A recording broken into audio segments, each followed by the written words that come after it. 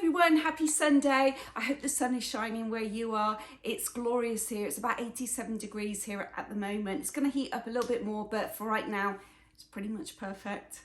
So today's video, we are talking about childhood memories. Now, I was born in '69, so my childhood was the 70s and the 80s. And us transatlantic housewives thought it'd be fun to share some of our childhood memories and see if you have some that you would like to share with us. As always, after this video, if you could please go visit Tina from Tina's Talk Time, Maria from Maria Crocker, and Karen Geordie Grandma. Their channels are going to be linked in my description box. Go ahead over to their channels and see what their memories were, because we're all different ages, so we've all got different memories. So my first set of memories I'm going to do from 0 to 5, and I don't have many of those memories, to be honest, but here's a little picture of me when I probably was about a year old. I really don't know. Now, a lot of my earlier memories consists of being measured because my mum would always make me my clothes, my dresses. She would knit cardigans, hats, scarves, and this was always around her neck as she sat at her sewing machine. She had an old Singer sewing machine that was built into a cabinet, sat in our living room, and it was a piece of furniture that would have a vase and flowers on, and then when she sewed, she'd move the vase, open up the cabinet, and she'd sit there and sew. And so this was her actual tape measure, and you can see it says made in England. The brand is Dean, D-E-A-N, and it says home sewing aid only. Interesting. So yes, in inches and centimeters. So yeah, it's now mine, and it will be passed down to my daughter or granddaughter, whoever wants it, if they want it. So yeah, my childhood memory is a lot of sewing and a lot of learning to sew. Even at an early age, 5 years old, my mum was teaching me how to knit. Now, one memory I do have, and I'm not sure how old I was, but it was our lights going off and having to use candles. And at the time, obviously, I didn't understand what was going on, but back then, apparently, it was rolling blackout. So everyone would have their electricity cut off, or they were told to turn it off. I'm not sure which one, but they were asked to use candles for so many hours in the evening to conserve the electricity. So I remember that. I just don't remember how old I was. I also remember in our living room having a gas fire that was mounted on the wall, and it would have little white bars, and my mum would turn the gas heater on and the flame would shoot up and the bars would turn like an orangey colour, and I'd always have to sit in front of that and warm my hands and feet up after we'd come in from being picked up from nursery school. I'm not sure if we still have those gas fires anymore. I don't know. Let me know if we do, if they do still exist. But yeah, I remember that vividly, sitting in front of that fire, warming up. One funny memory I have that I didn't understand at the time, we used to have this park in Swindon. It was up in the old part of town, up on the hill, and it's called Town Gardens. I believe it's still there. And it was divided in half by a road. So on one side, it would be the flower part and the bandstand and the fountain. And then on the other side was a big field, and there was a park, like a children's park. And me and my next door neighbour was on the roundabout, and his dad had taken us to the park, and he kept pushing the metal bar, making us go faster and faster. And me and my next door neighbour, we were having a conversation with each other, and he said, oh, my mum and dad are however old. I can't remember how old he said. But then I said, oh yeah, my dad said he's 21. And I said it with all sincerity, and my friend's dad burst into laughter. And I did not understand at the time why you thought that was so funny. But of course, my dad wasn't 21. That's what my dad told me. And of course, my dad was, I think I worked out to, he was like 37, 38 maybe, when I was around 5. So yeah, that's kind of a funny memory. Now, moving up in age, going from age 5 to age 10, my memories then, I was now in infant school, and in our local infant school, it was a really, really, really nice old building, and it was up on the hill, and it looked out over the new part of Swindon. It was a really nice old school that now has been turned into If I can find a picture, I'll insert it here, but it's now been turned into flats, so apartments, and which is a real shame because I have some really good memories of that school. And our head teacher, Mrs. Peck, would drive in from Marlborough every day to teach us, which is about a good 15 miles of country road from Marlborough to Swindon. So yeah, and my teacher was Mrs. Gale, and every day we would have little bottles of milk with a straw given to us. But what we did have also was a pet rabbit and a pet guinea pig, and whoever was particularly good in class that week got to feed the rabbit for the entire week. And if you was especially good, you got to clean the rabbit hutch out, which looking back in that now isn't really a treat, is it? Smart teachers. Now our playground at that school was a solid concrete playground. We had no grass, no fields, and it was on a slope, and we had some really dodgy climbing frames which certainly wouldn't pass health and safety regulations now, because if you fell off, you fell straight onto concrete. So yeah, some good memories though. I also remember our telephone being in the hallway, and anyone that wanted to make a phone call had to wait until a certain time in the evening because it was cheaper to make those phone calls. And I always remember when we had aunts or uncles come visit us from London, my dad would always say to them, when you get home, give us 3 rings. So it meant that our house phone would ring 3 times, but you didn't get charged for it because we never picked up. So yeah, some strange things that we used to do without cell phones. And when I started junior school, that was the only school in my whole school career that I absolutely hated. I went to Clarence Junior School and I detested that school. All the teachers in that school were always grumpy or bad-tempered. I never liked that school. But anyway, 2 good memories that do come from that school is I loved going to swimming lessons, and I also loved going to the local pantomime, which was literally, our theatre was dead opposite our school, so we only had to walk there over the bridge to get to the theatre. But I used to love going to the pantomime every Christmas, and I wondered if anyone in England is watching this, do they still do swimming lessons for children, and do they still take the younger kids to pantomime? I'd love to know that. And a popular item of clothing that I remember was knitted ponchos, and I have a picture of me right here. This is me actually in the town gardens wearing my poncho. I think I had 2 of them, but this one was my favourite one.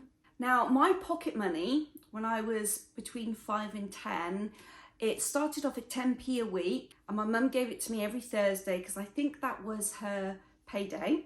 So every Thursday I got 10p, and then I remember that going up to 12p. And we would go to the local newsagents, and they would have a little window, and behind the window was all the 1p and 2p chews and sweets and candy. And back then we actually even had halfpennies, so there was halfpenny chews as well. And if any of you remember what year halfpennies got dissolved, when they stopped using halfpennies, I'd like to know that, because I think I was a teenager, but I really don't recall.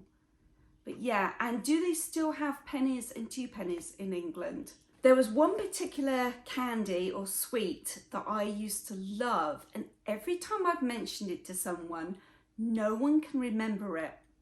And that was a little chocolate bar, about this big, I reckon. It was pink, it had the Pink Panther on it. And no one remembers this chocolate bar. It was strawberry flavoured, and I found a picture of it. So I know I'm not going crazy. I'm going to put it up here. Look, it was 2p. 2p for a chocolate bar. Now I think when I was about 12-ish, my pocket money then went up to 50p a week, which enabled me to splash out and start being able to buy the Beano comic. And I think the comic was either 8p or 12p, or maybe it started at 8p, then went up to 12p. But that was the only comic that I ever bought, and my favourite character in there was Ganasha, the dog, and his owner, and I can't remember the owner's name, but he wore a red and black sweater, I think, and he had black curly hair. That was my favourite page out of the Beano book. I love that. Okay, 10 going through 15. On a weekend, pretty much it was a ritual that I would get up and watch the swap shop, which I remember it being a really long program. Like, was it an hour or 2 hours long? But I used to love that program. And then when it ended, Grandstand used to come on. I hated that. Even the sound of that music gives me the cringe now. And that meant no more TV. I had to go outside and play.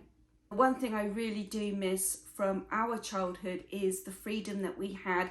I wish our children and grandchildren had that same kind of freedom, because after swap shop, I'd be gone and I didn't come home until the street lights come on. And I think that was the general rule for a lot of us my age.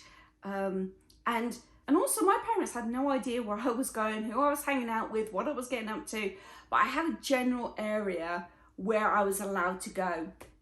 And then as I got a little bit older, we then on a Saturday, me and my friends who lived in my little neck of the woods, we'd all go swimming down to the local swimming pool, which was the Milton Road baths. And I believe, I could be wrong, but I think those baths were built for the railway workers of Swindon. So we had our town was known for the railway works. Isambard Kingdom Brunel, I think was based out of Swindon. He built the rail works, and that building is now our outlet centre in Swindon. So yeah, every Saturday we go down there, we spend about 4 hours in the swimming pool, then we get our hot chocolate and we'd walk to the chip shop and get a fish cake and then walk home, and then dinner would be sitting on the table.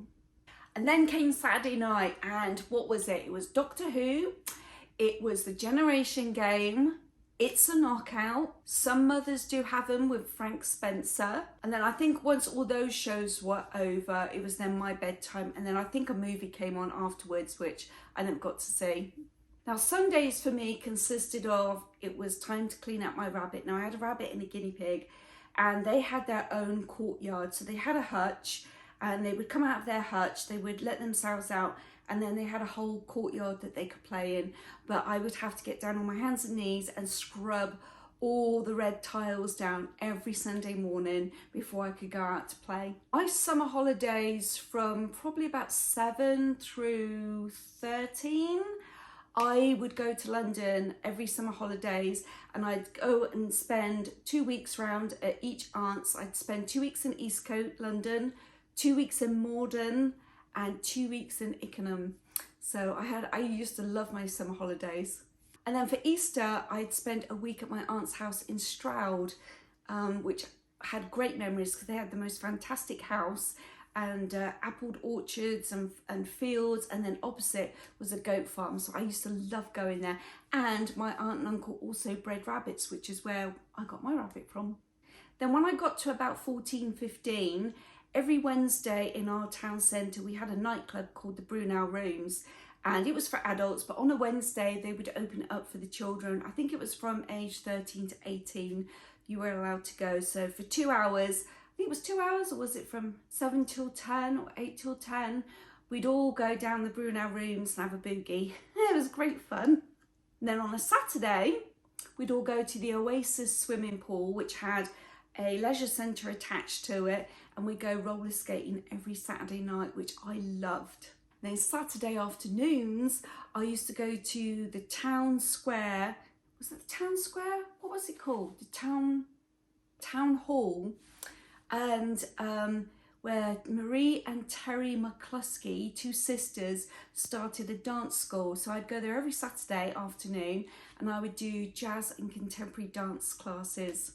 But I honestly think one of my favourite memories is cycling out to the countryside to a little village called Lydiard Millicent, where there was a big stately home called Lydiard House, and it had an old church, and Queen Elizabeth I went and stayed there, and some of those trees are like 600 years old, and that was my favourite place. We'd cycle out into the countryside and spend the entire day there in the grounds, which was open to the public. But now Swindon has grown so large that it's actually, the housing area has engulfed that stately home and grounds.